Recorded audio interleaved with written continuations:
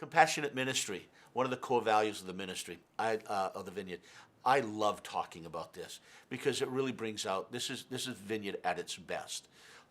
Through the years, no matter what the disaster is, one of the things I love, and I happen to know, is that Vineyard churches are always immediately trying to understand, how can we help? How can we help? How can we help? And that's on the big things. That's like Hurricane Katrina, Hurricane Sandy, and the other natural disasters that happen up and down the coast of the United States, tornadoes, floods, and things like that.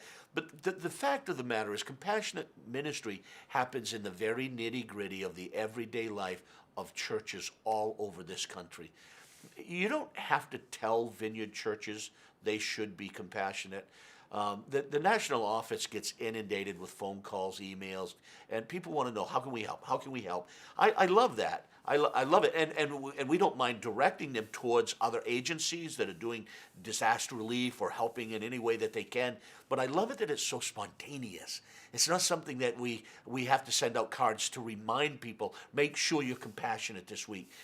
Life in the Vineyard is an endless extension of compassion to the poor, the needy. There are so many, when somebody wants to address a social issue, instead of complaining about something that's going on in society, they bring the solution instead of just pointing out what the error is. If for an instance, a Vineyard church that happens to take a real issue with abortion, instead of saying how bad abortion is, they bring a ministry for single moms, and a ministry for people that are in that situation, an alternative.